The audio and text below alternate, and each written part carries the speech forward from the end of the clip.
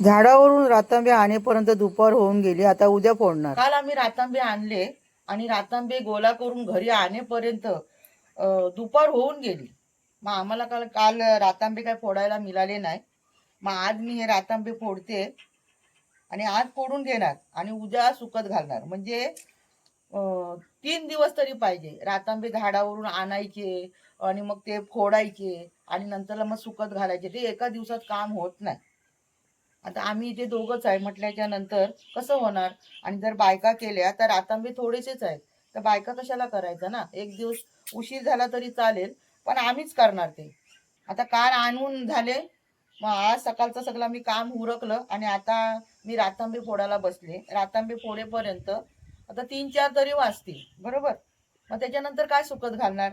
मग असं हा टप आहे ना, हा बघा असंच ठेवून देणार आणि उद्याला सुकत घालणार.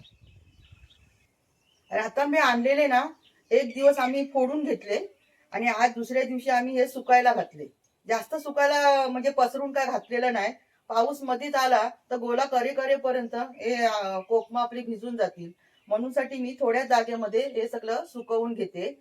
आता याचं आपण पुढची प्रोसेस 2 दिवसानंतर बघूया. फोडलेले रातांबे 2 दिवस चांगले उन्हामध्ये सुकवून घ्यायचे आणि सुकल्याच्या नंतर जो रातांबे फोडलेल्याचा रस असतो त्याला आपण फूट म्हणतो. त्यामध्ये मीठ घालून तो रस एकजीव करून घ्यायचा.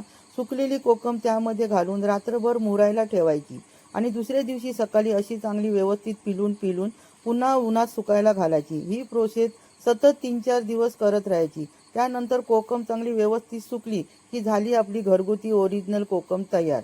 त्यावरचा मोठा व्हिडिओ मी यूट्यूब चॅनलला अपलोड केला आहे, तो तुम्ही नक्की बघा.